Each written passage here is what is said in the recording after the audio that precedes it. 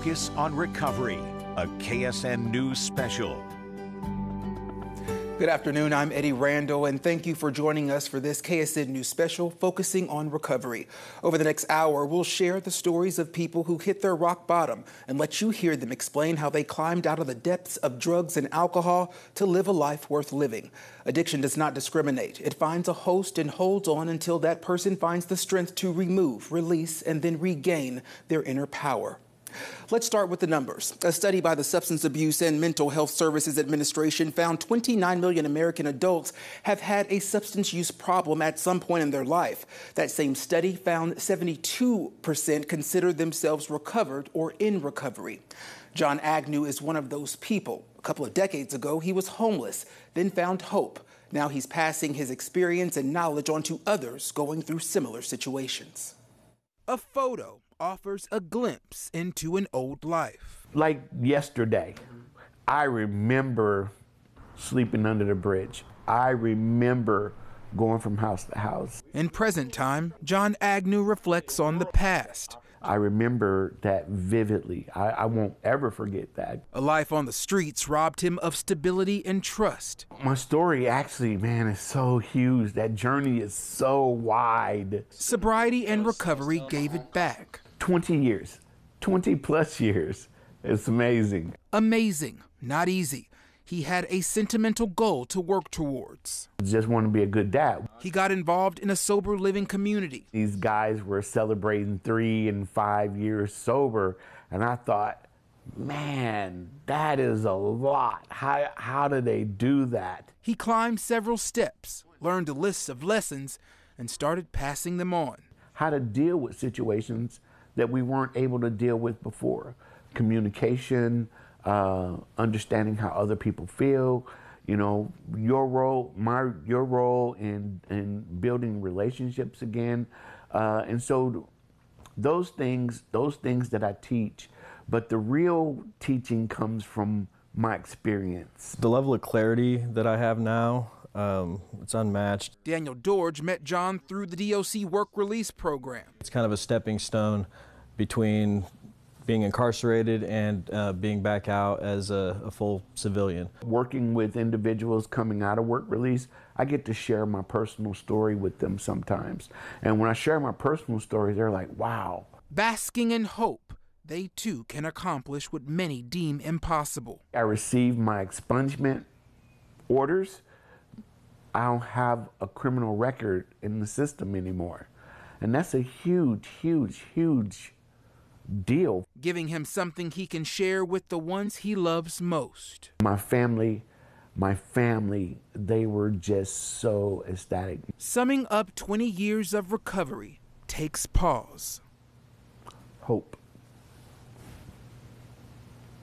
Hope. Being able to give hope to people that their lives can be different. Live life with passion. I'm living my life passionately today. John's story gets better. He received the Tony Perkins Alumni Award from the Oxford House World Convention. This award is given to a person for being an example of someone who leaves Oxford House and remains in good standing. Building a life worth living in recovery takes more than getting sober. Each piece goes together like a puzzle to ensure stability. I talked to a man who put his life back together and is now helping others rebuild theirs. A home with history. It's a beautiful house. It was built in 1886. This eyesore caught Pepin Suter's attention. I've always loved this house. You know, this house has been vacant for at least 15 years. Its dilapidated site brought back old memories. My, I guess, drug of choice switched, and then it was complete loss of everything. I lost my social network. I lost friends and family. He's removed the boards and replaced the shattered windows. A portion of the foundation was completely missing right there. One of my guys chiseled out the blocks to match the other blocks. He's reconstructing this house similar to his life. Just kept getting in trouble and finally had enough, and then I surrendered to the idea that I couldn't, necessarily fix it on my own, and that's when I found recovery. You know, I got into an Oxford house and stayed there for about 2.5 years. Helping him restore a passion for repurposing things deemed damaged. I've been doing my remodeling business for almost 5 years now. I've been sober for 6. The rocks on his road became impassable. Pepin recognizes everyone's book tells a different story. There's so many people that go through life with kind of a medium bad spot that doesn't really call out for attention, you know what I mean? It's not bad enough to raise any flags for any help, you know? And luckily I was in a bad enough spot that I had to do something or I probably wouldn't be here. He wants this place to be a fresh start. This will be a dining room. Working on his glass. This stuff's pretty wild. It's amazing how different it looks from one side to the next. How much help do you think this is going to do? Oh, I think it's going to help a lot. I do. This thing is a win-win-win across the board. This house and his life transformed with support and care. This is a blessing for sure. And this is what the Sober Living House looks like now. Pepin opened it over the summer. It can hold 14 to 15 men. Pepin says it took about two years to complete, and he is pleased with the outcome. He says he always planned to make this a recovery house, and rather than partner with one of the existing organizations, he started How It Works Sober Living. The other part that was important to me was a 12-step program, and so that's absolutely necessary to live here. You have to actively have a sponsor, be working your steps, and be willing to share that with an accountability partner. An accountability partner checks in and makes sure they are meeting the 5 milestones and goals they set for themselves weekly. Pepin says the house is almost too good to be true. Most recently, he purchased the carriage house next door, which he also plans to use for recovery. We have inspiring stories of recovery ahead. It was the last hope. Like, I didn't have anything else. It was literally the last option I had. A woman finds hope in community and sobriety and started a business that brings her peace and stability. Plus, the Salvation Army is helping people get on the road to recovery.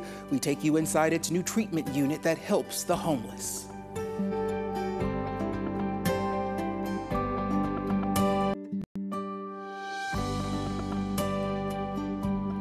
Welcome back. Addiction took everything from Dora Gear, and recovery has gifted her things she lost. She's using her journey to help others.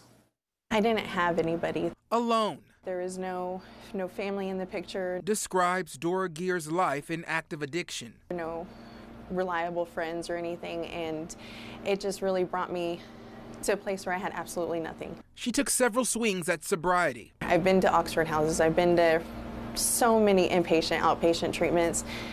Nothing worked. Dora thought a change of scenery would score a win. I found the exact same thing there. I was an IV meth user, alcoholic, addict. I was in jail over and over and over. I finally came back to Wichita to do a little bit of jail time. It's the move she needed. I found a WFC. The Wichita Fellowship Club is an alcohol and drug-free house for addicts wanting to change their lives. It was the last hope. Like, I didn't have anything else. It was literally the last option I had. Here, she found community, fellowship, and family. Those meetings saved my life. I'm gonna have you get under here. Helping her find and launch a new career as a massage therapist. The recovery community was my first clients. Like, they really jump-started my business, like, extremely. Like, if without them, I wouldn't be here right now. How does that feel? People she labeled lost came back. I also have my mom and dad here. My dad has said it 15 times since I picked him up yesterday that he's proud of me, and that I haven't heard that in so long. She remarried her husband. We had gotten married in 2014. We both couldn't get it together. He got sober. I fell off really hard for a couple years, and we finally got it together, got our lives together, sobriety, everything, and we got back together 4 years ago. Would this be possible without recovery? Not at all. Not at all. Nothing was. No family, no business, nothing. No kids, nothing. Now she has knowledge. My past hasn't changed at all, but I can change what's going to happen in the future. Today she has everything. The 120 minutes is my favorite. And her life is the opposite of a loan. Last year, Dora remarried her husband, and throughout our conversation, she kept crediting the Wichita Fellowship Club as a key part of her recovery journey. 36 months in prison, that would have been my rock bottom. Thousands of Americans credit their sobriety to Oxford House. When our recovery special continues, we look at how the nonprofit helps get people on the path to a new life. Plus, addiction leaves lives spinning. A man took his pain and turned it into passion for rebuilding bicycles in Wichita.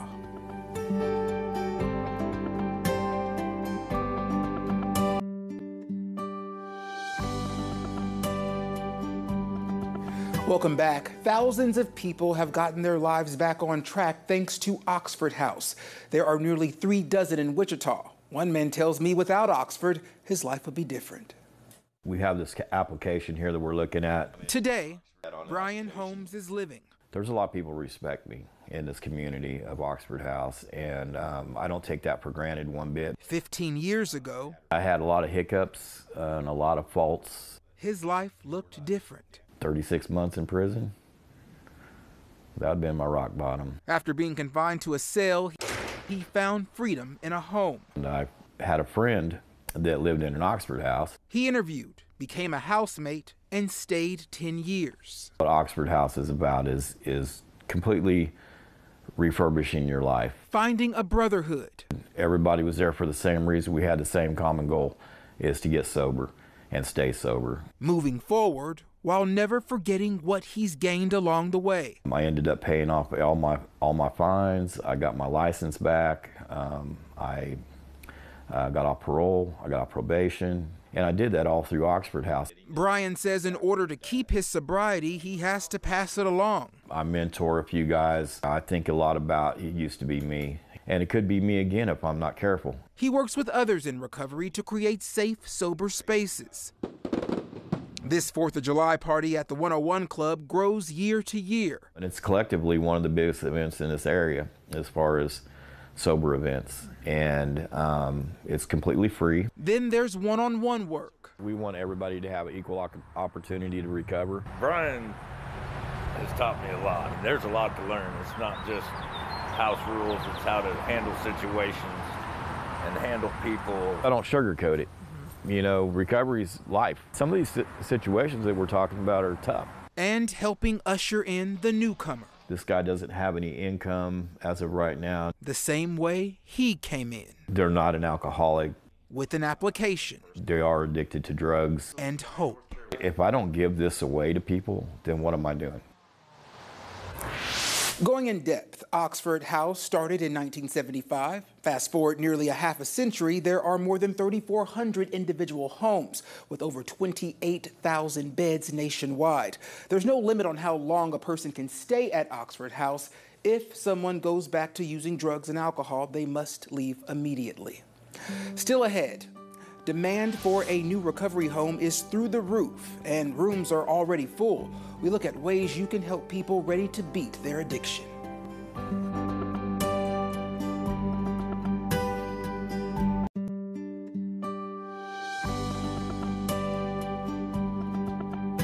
Welcome back. There's a new way to get the homeless population suffering with addiction on the road to recovery.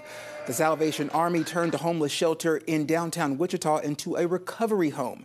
It cost about $1 million, and grant money helped foot the bill. If you put somebody in a rundown facility that looks terrible, that's how they feel. When I have seen over and over again, when we bring somebody into a really nice facility, suddenly they like to make their bed, as crazy as that sounds, but they feel good. All 21 beds are spoken for, and the Salvation Army will move people in over the next month. The organization says one client told his intake counselor, quote, "I think God gave me this chance. I planned to kill myself, but I then heard about this place. This is my last hope," end quote. The Salvation Army is in need of volunteers to help clients get back on track. It is looking for people to lead interest groups in things like woodworking, knitting, or painting, an exercise group, cooking, money management, you name it. We've posted the information about how to get connected on KSN.com. alcoholic parents. And it just kind of one thing led to another as a small child. Thrust into the life of addiction at a young age, an Ark City man overcame the hand dealt to him. Now he's lending helping hands to people in need.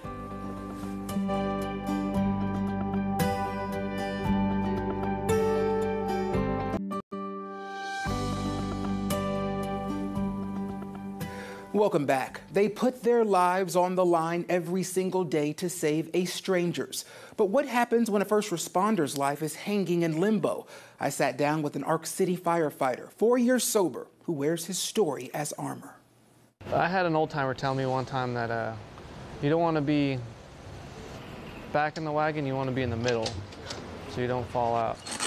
Given the right presentation, a cliche can pack a powerful punch. I look back now and I'm amazed that I made it this far. James McIntosh is in a place he never thought he'd see. My journey started at a young age, alcoholic parents. And it just kind of one thing led to another. As a small child, I was like a mini bartender for my parents. A routine he thought was normal. Come on, Mom, let's go back upstairs, go to bed. Or, same with my dad, he'd fall asleep in his chair. Addiction wasn't a thing until the older I got, until I understood exactly what I was living with. Still images show him today what he couldn't see then. A lot of the troubles I went through as a small kid was normal. Running away, anger problems, going to CPS and going to boys' home, it was normal. I didn't see it any other way until I got into recovery, and I was like, wait a minute, that's not normal. Sobriety gave him clarity. To thine own self be true. And a craving for authenticity. In order for me to be comfortable telling my story, I had to accept what I couldn't change in my life, and I had to fall in love with myself again in order to love others. James is giving love to his family, his future wife and 6 children. I have 3 boys. I got a 12-year-old, soon to be 8-year-old, and then a 5-year-old, and then I got some stepdaughters. They are 12, and 5. Then there's the bond between his fellow firefighters. I know they have my back. In these last 4+ years, what do you now know about James that you didn't know before? That I can do anything that I put my mind to. I couldn't do that before. Now, he's the one with words of wisdom. You can lead a horse to water, but you can't make it drink, but you can leave the bucket. I never understood that until now. So if I can lead you to the water and leave the bucket, I'll do that. He's helping other addicts. The rest is on you. Help themselves. James says he is not stopping at EMT. He wants to become a flight medic, maybe even get into nursing. He says he'll go wherever the recovery road leads him. Addiction is in their name, but recovery is their end game. A West Wichita restaurant is cooking up chicken, and part of the proceeds goes to a local nonprofit. We're trying to tie in good food and a good cause. Sticky Bird Addiction Chicken. There's kind of a double entendre there. Co-owner Jeff Miller says it's a newer business. Tenders and wings and sandwiches and salads concept. Helping break old habits. We have a small engine that will allow us to generate awareness to a group like DECA, as well as to help them with their mission. It allows us to serve the community. It means so much to us because it means everything to our clients. Donna Gorman, a program director with DECA, tells me they get 1% of Sticky Bird's sales, which goes towards helping people in recovery following treatment. Our funds are specifically earmarked with helping young mothers with children stay with their children as they fight addiction. In 2022, we took you inside of DECA's Women's Recovery Center. It's equipped with a daycare and nursery and works with USD 259, busing kids to and from school. Decca says these partnerships help meet needs most people don't realize exist, like proper identification. Because if they don't have ID, they can't get employment. And if they can't get employment, they can't pay for housing. So these are the gaps that Sticky Bird helps us meet for our clients. Gorman says recovery begins in the community. Sticky Bird is leading by example with what it's doing inside and by the words displayed outside. People think about it and they say, give the bird addiction, and it gets twisted up in their head, but really it sticks. An eye-catching mural. This support it's a godsend. With a powerful message. We're very grateful for it. Aimed at breaking a stigma. Sticky Bird's money goes a long way. It's bought school supplies, diapers, and baby formula for kids whose parents are in recovery. And coming up, he lived the life most people only dream of. But after losing the rock star lifestyle, the guitarist of Korn learned there's more to life than drugs and alcohol.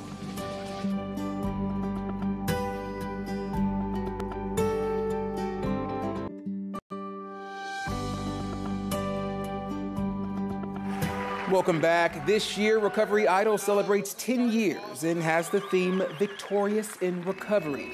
The performers are the headliners and past winners of Recovery Idol. Brandon Novak, motivational speaker, author, and former professional skateboarder, is this year's speaker. The event is September 28th, and Julia Thatcher and I will MC again. One of the judges at last year's Recovery Idol was Wesley Gear. He is the former lead guitarist of the band Korn. I talked with him about his recovery journey and how he's using music to help people overcome addiction. I basically crashed and burned out of the touring world and luckily found my way into a rehab where these problems that seem so mysterious, like what is wrong with me all the time, you know, is it drugs, is it the booze, what's going on? I just couldn't seem to get my life sorted out. And so that's where I learned, you know, that I'm an alcoholic and, you know, and an addict. And there was a way out. When were you first introduced to drugs and alcohol? I was, you know, just smoking a lot of weed back in the high school days. And I like to say I was smoking weed alcoholically because once I discovered it, you know, that's 14, 15, you're pretty young. And I was, you know, making it a huge priority in my life. Some people would say like, man, you got a real problem. I would say, yeah, I don't care. I'm on the short-term plan. Kind of like romanticizing some of the rock stars or legends who had an early exit. I was like, I'm okay with that. I didn't care. Was that ever a conflict for you, knowing I'm successful? Did you find it hard to accept I have a problem because this other part of my life is going well? Yeah, I was getting, when my addiction was at its peak with heavy drugs, we were getting a record deal and selling out clubs. So when my drummer's like, dude, you know, you got a problem. When is this going to end? I'm like, what are you talking about? Look at my life. What was your rock bottom? What was that epiphany of, I have to change? I have to change. I've lost my band. I lost a job that I really didn't like much or care for. And I was going to be on the streets again. I got the gig playing guitar with Korn because they wanted a sober guitar player. When that gig came to an end, I was lost and I wanted to fall into self-pity. Like, well, I've made it to this, you know, amazing career. We named success in terms of money and career and job. That's not success. Success is freedom, happiness, serenity. You know what I mean? Like the spiritual connection we get with the world and the people around us. And that's when the idea for Rock to Recovery came to me. Word got out in the street and treatment centers just started calling us to come in there. And then it just blew up from there. We have a contract with the Department of Defense. We get flown around the country working with wounded warriors. We have a team of about 17 now. We do about 600 sessions a month. Recovery isn't just stopping the drinking and the drugging. It's also growing as a person, facing your shadows, and then we evolve in this greatest version of ourselves.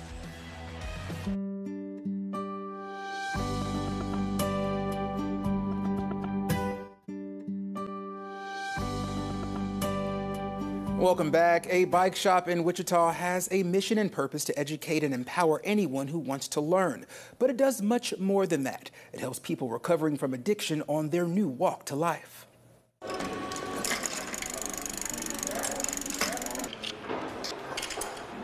Currently replacing his handlebars with a different set.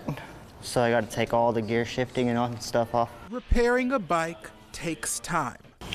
That's upside down. Time is familiar to Dominic Fleury. There we go. Every bolt and screw has a purpose and direction. I learned everything from being here. Lessons he's learning transfer from the bike to himself. I'm currently in the work release up the street. Had some issues in my life, and I'm just like, this will be a good opportunity to give back to a community that needed it. He's finishing his required community service hours here at Recycle and finding there are multiple meanings in the name. Came in the first time, fixed the bike up. Next time I came in, I seen a kid walk out the door with that bike, and that made me feel amazing, so I just kept coming back day after day after day. When you walk in the door, it's an equalizer. Shop manager Cody Custer sees the transformation in both these modes of transportation and the people with the Earn a Bike program. If you volunteer for 15 hours, at the end of that 15 hours, you not only will know how to work on a bike, how to make the repairs necessary, you have earned a full bike. There's a lock that comes with it and the headlight and the tail light. And for a lot of our people, that is a different kind of empowerment for something that they've not only earned, but something they own. Cody specifically gave me a chance when nobody else would. Even with years of continuous sobriety, Dominic is aware the path is not always paved smooth. People think, oh, 4 years is a long time, you should be used to it by now. It's not that easy. Like, I went from not having a care in the world to having all the cares. Learning how to rehuman is difficult, but we're doing it.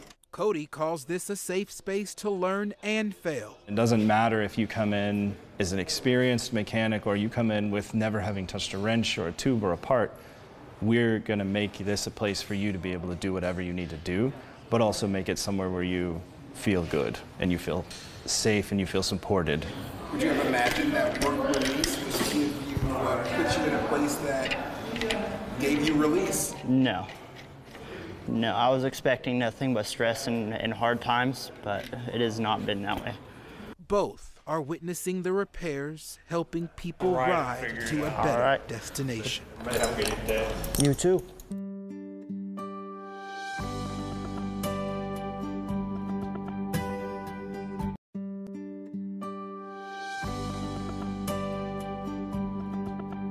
My journey with addiction started in childhood.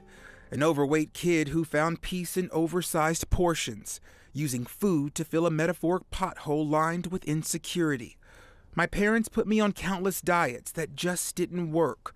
The reason behind my need to feed and excess was never clear, a problem that continued through high school and college, eventually opening the door for a new addiction to exacerbate quickly.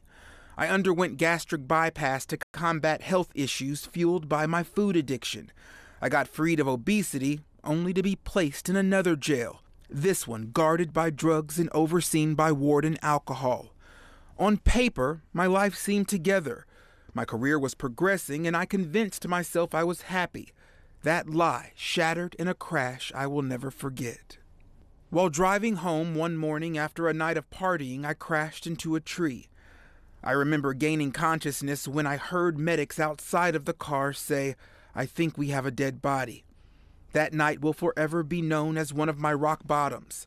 I drank for another 2 years before walking through the doors of recovery.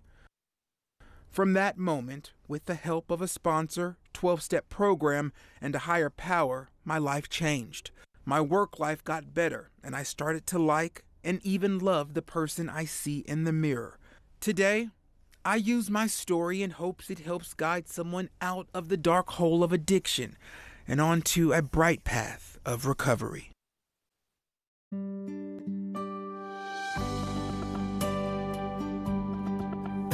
During the special, we have recapped all of our recovery stories we have told over the past year. September is National Recovery Month and our time to start ushering in more stories of recovery and sobriety.